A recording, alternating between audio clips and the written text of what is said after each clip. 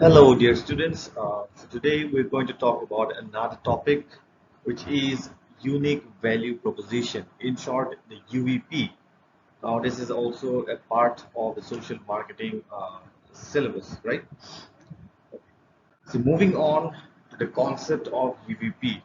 Now, you must have heard about the term USP, unique selling point or unique selling proposition. Similar is the concept of UVP or unique value proposition. Now, just like USP talks about a unique feature or unique characteristics that helps the product to be sold, right? That differentiates it from other competitors. Similarly, it talks about the UVP talks about the unique value that the service provider or the marketer is providing, right, or is promising to the customers. So this unique value proposition is essentially an answer to the following questions, right? What value does a service or product provide that is unique to your business, right? And how does a service or product benefit your customers? So we have seen here two important points or elements that can be highlighted or understood by asking this question. That is, what value does the service provide, or service or product provides, which is very unique to your business, right? Which differentiates you from other businesses. Secondly, the question to ask is about what benefit does your product or service provide to the customers, right? So number one, the unique value. Number two, the benefit that your unique value is providing to the customers, right? Now, how can we frame or propose this unique value?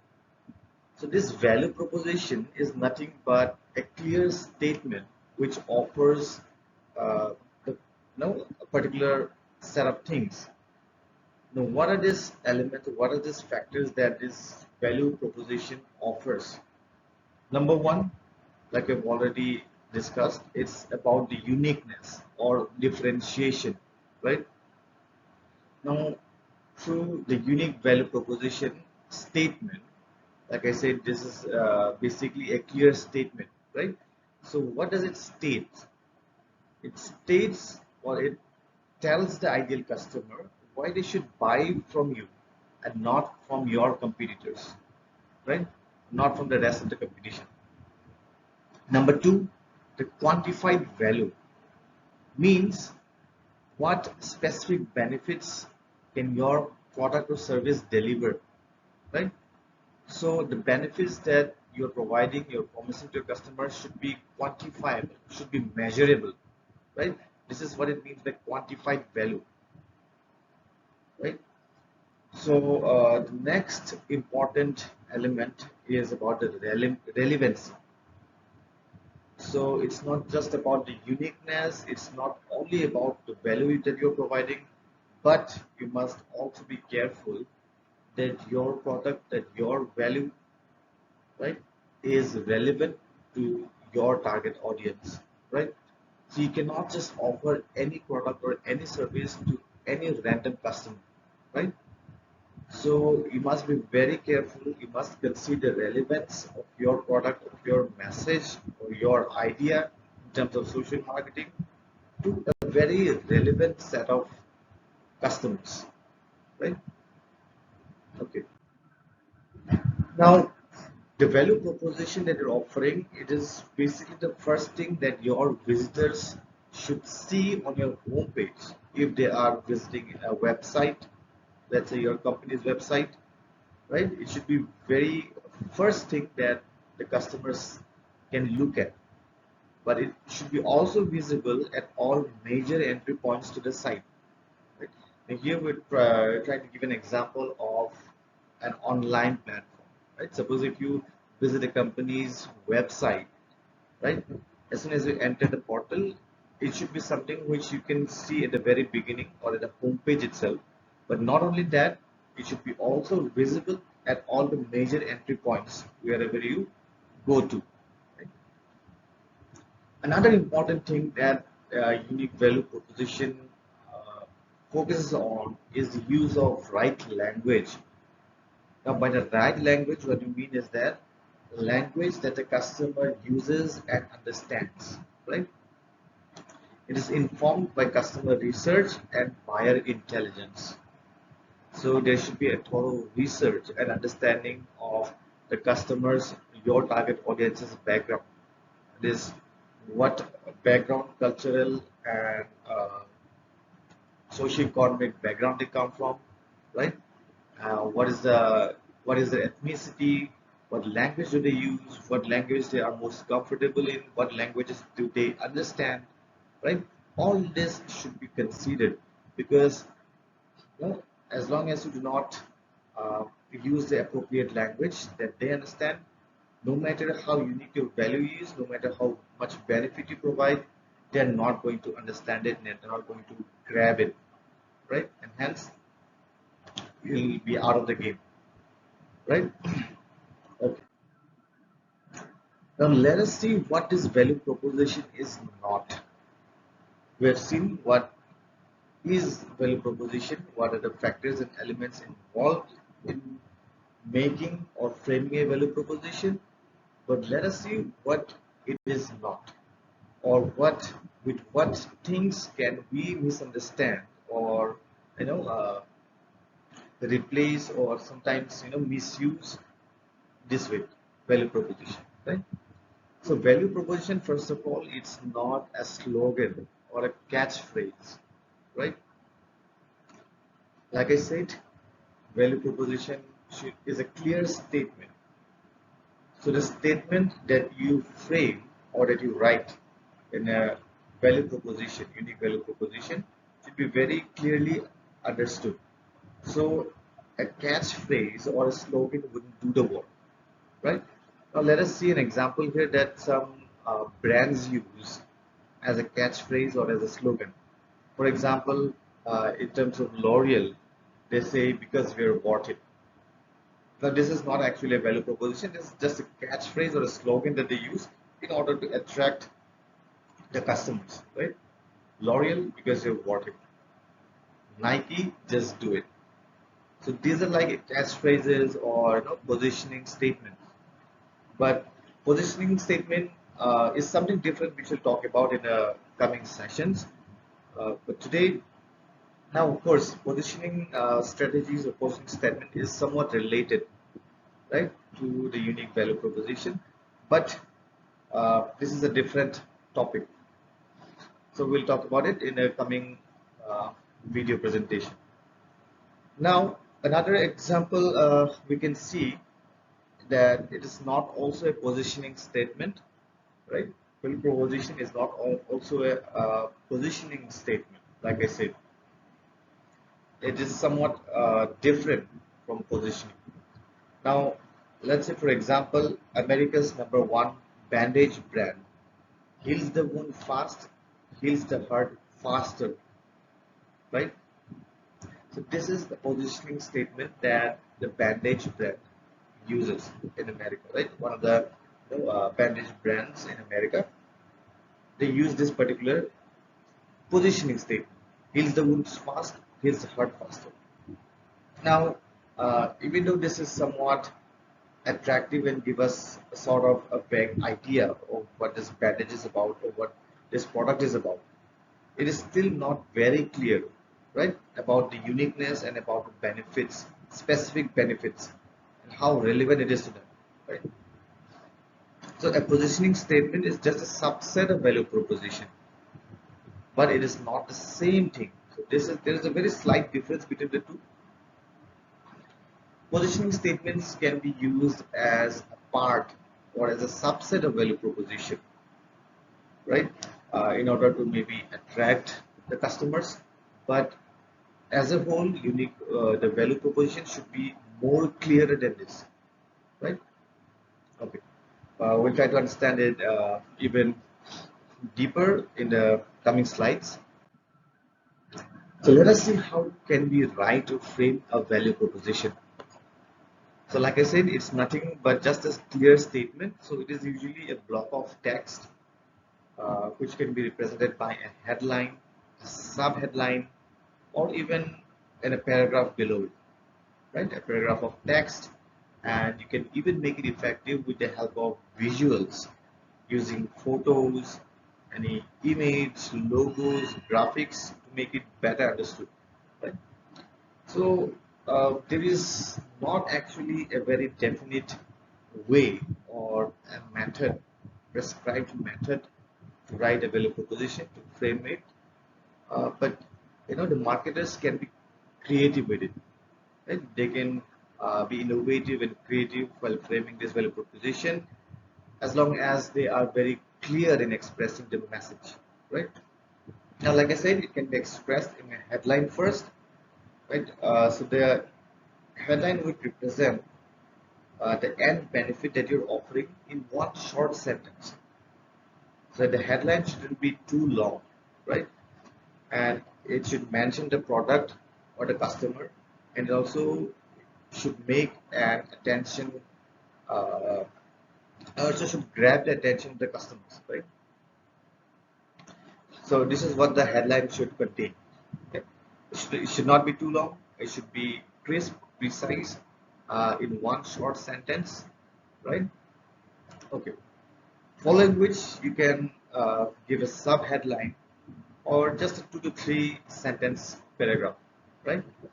Now this sub headline or the paragraph below the headline, uh, it can express about the details or specific explanation of the product or service that you're offering.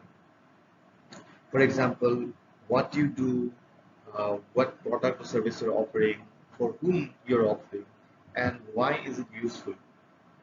So all of this, the benefits, the uniqueness, you can specify it. You can give a clear explanation, right?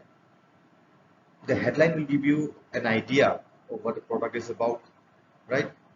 The sub-headline or the paragraph below it, you can use it to explain it even clearly, right? Then you can further use bullet points, right? Listing out the key benefits or key features of your product, right? The uniqueness of your product. Further, you can also, make it effective, like I said, with the help of visuals. And images can help, and as we know that using images can help us better communicate or better connect with the audience, right? Because we may not remember certain words or phrases that is mentioned, but we'll of course remember the image as soon as we see a product, uh, or whenever we think of something, the first thing that comes to mind is about an image, right? Uh, so images can be very useful and effective. Okay, moving on. Let us see how can we use the headline, uh, or the paragraphs or the bullets or the visuals to structure the answers.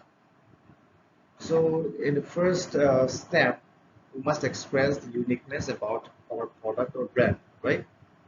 So our focus should be on the uniqueness. The very first thing that we should focus is the unique feature or the uniqueness that we are providing or we are offering.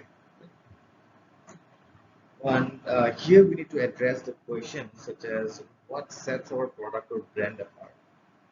Now, it should not be really hard for you if you have started a business or if you have started a campaign for a cause which really, uh, you know, triggers you or which really excites you, right? So, if you're starting a business of which you're very passionate about, which you know, have a good knowledge about, then it should not be really hard for you to find that uniqueness for a product. I can also start asking questions like, what was it that made me want to start my business in the first place, right? How do I produce my products? These are some of the questions if you ask yourselves, the answers to the question about the uniqueness about the product will eventually come up, right? Now there can be different aspects of your business that can set you aside from other businesses. For a very simple example, you're using better raw materials, you may use a new production method, or even a unique story related to your business and company culture. right? Okay. Step two is about the value of your uniqueness. Now, as we've already understood, now that you've understood that what sets us apart from other businesses, that is the uniqueness, right? The unique feature or the uniqueness that sets us apart, that differentiates from other businesses or from our competitors. Now, we need to understand how that uniqueness actually benefits our customers. It means what value are you providing through the uniqueness? It will not be helpful if it is just unique, but that uniqueness should also provide or should also add a value, right, to the customers. For example, let's say you are the only sweater producer in the world using a particular wool or a specific wool, right, rather than sheep wool. So this is something unique or sets you apart from other businesses. But the problem will come if you will not be able to really tell the audience that why is that kind of wool that you're using good for the customers, right? Until and unless you can express the value, the benefit of that uniqueness, it wouldn't be really effective or it wouldn't really matter to your customer, right?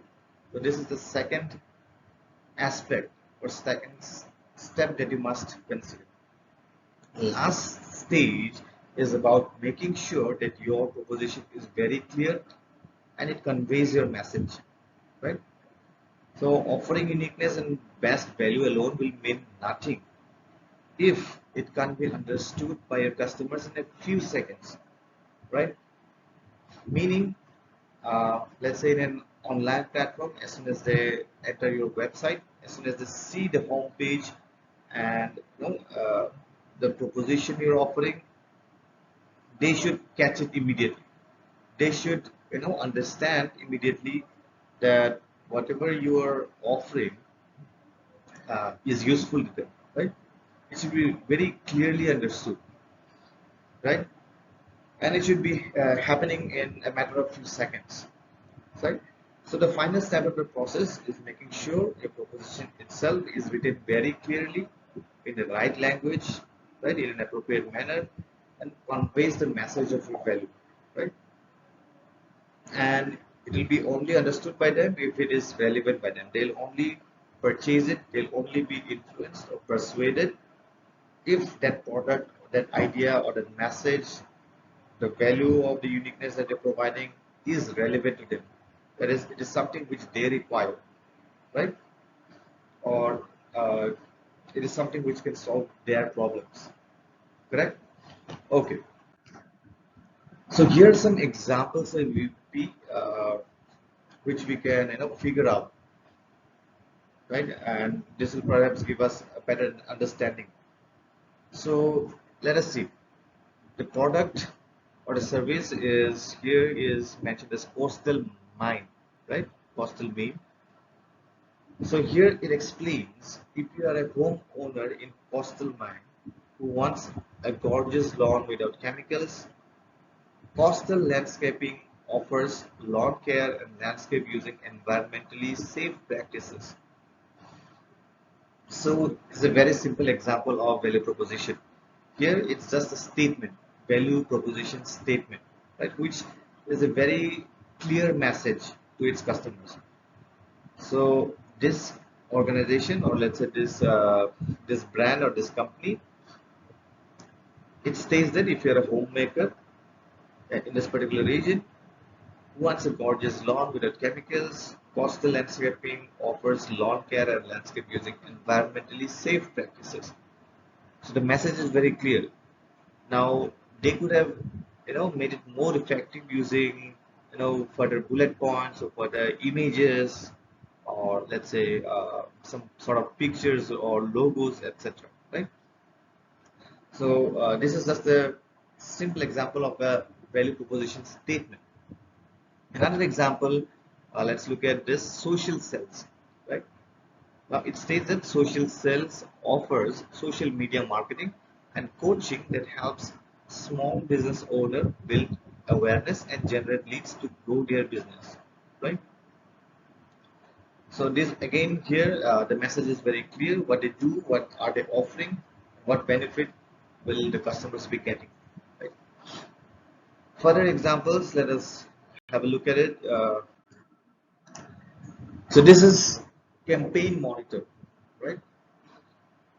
The product is campaign monitor. Here they have used, so this is basically a website, and they have used this image where they used a clear headline, right? So this it is basically a service provider, right?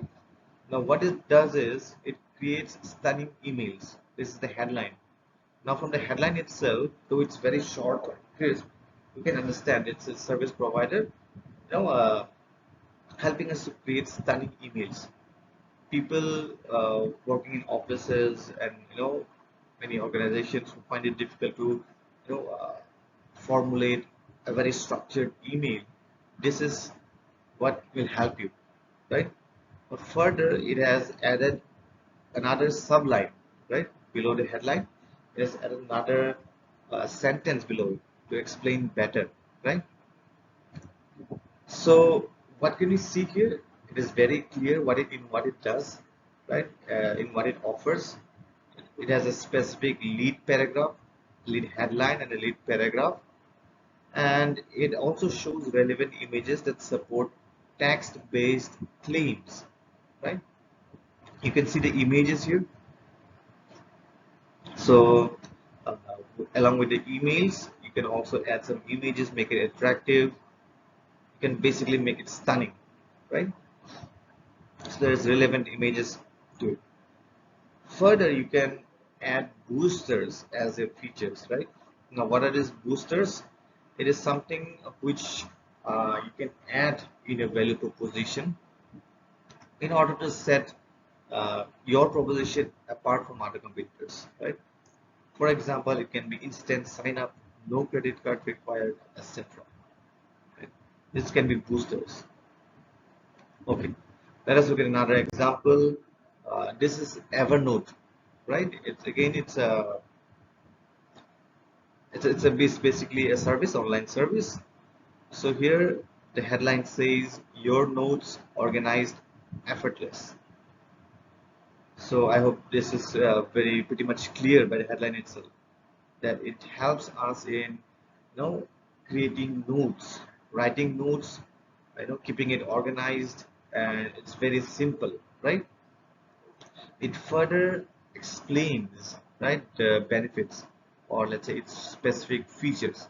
For example, take notes anywhere, find information faster, share ideas with anyone, meeting, notes, web pages, projects, to-do lists, everything.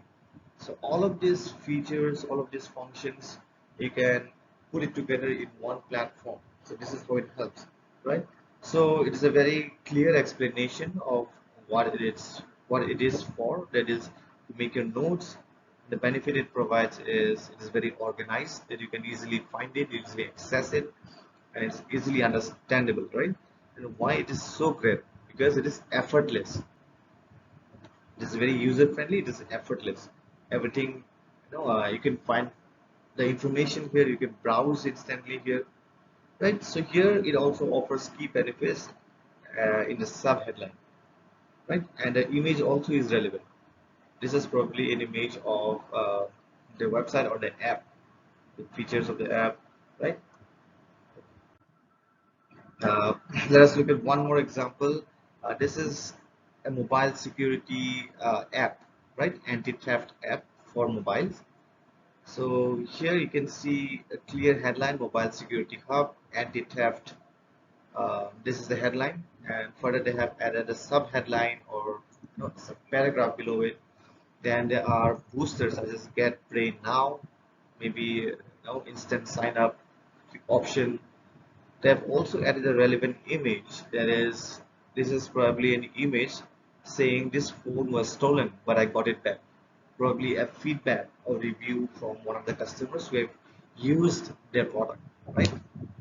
So this is what makes it effective, a very relevant image, clear explanation, right? And it uses boosters like social media proof. So this also can be regarded as boosters. This is a social media proof. Uh, there is reviews or feedbacks given in social medias, right? Logos are also added here. There is this logo of the product or the brand name, right? So these are the examples that we can see that brand or product uses to make or create a value proposition.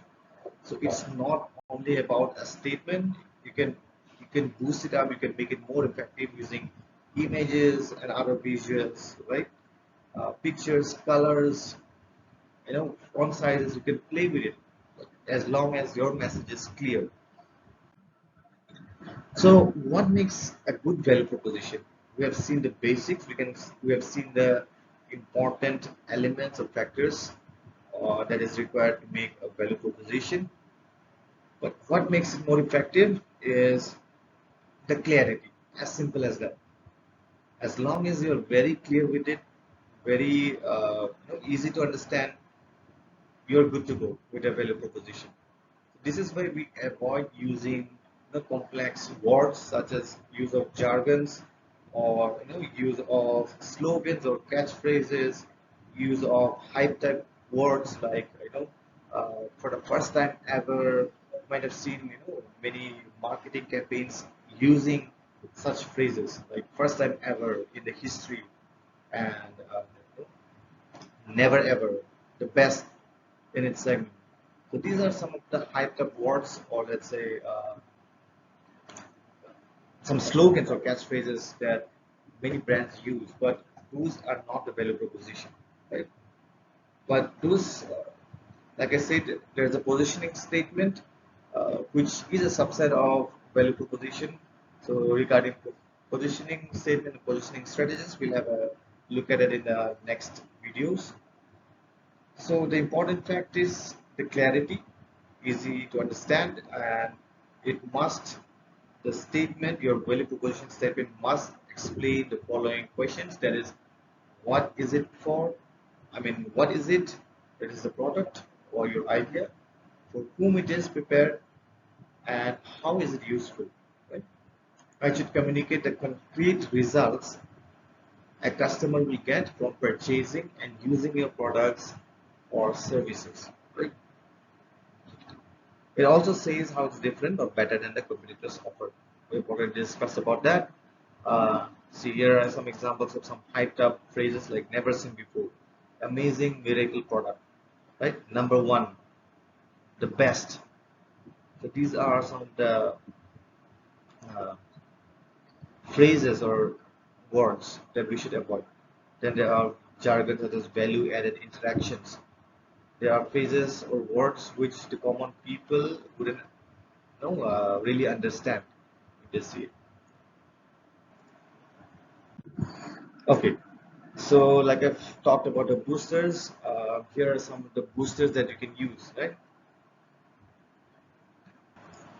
So here are some examples of boosters that you can use, such as free shipping, fast shipping, next day shipping, free bonus with a purchase, free setup installation, no setup fee, and no long-term contract, cancel anytime. All these are options or features that you can give as an addition, right, or as a booster in order to persuade your customers to purchase or adopt your product or idea. So these are the boosters along which you can use along with your main proposition statement. So lastly, what we can see about the whole unique value proposition is that we must think what small things we could add that wouldn't cost much or that could be attractive to some buyers, right? And we also must make sure that the booster is visible with the rest of the value proposition. This is how you can stay unique. And the key role of this unique value proposition is to set you apart from the competition. Now, just to have a quick recap of the entire concept. we must focus on three things, that is the uniqueness, that is the differentiation from other competition or from other product or ideas, and how this uniqueness uh, or how this differentiation that you're providing is giving value or is beneficial to the customer. This is number two, right? Second important thing, the benefit or the value that you're giving out of the uniqueness or different aspect, different feature of the product. Lastly, it's about the relevance, right? Relevance as well as uh, the effectiveness, right? How relevant it is for your audience that you also must consider. And while framing this value proposition, you must be very careful about the clarity of the message. Like I said, you must use the appropriate language, appropriate words, avoid slogans, avoid catchphrases, and always try to convey the right message to the right customer. Now, it can be difficult. It is not easy to find out the uniqueness all the time. But the important point about finding out the uniqueness is that you don't need to be unique to the whole world, or you don't need to be unique to the entire population, right? Your uniqueness should target only a specific group, right? Or your specific target customers. So be unique only to just a few group of people or your target audience, right? This is what it means by uniqueness, right? You don't necessarily have to be unique for the entire population, entire market, and this you can do it by creating the relevance of it. So I hope you all have understood about the concept of UVP, and hope to see you in the next class. See you. Thank you, and have a nice day.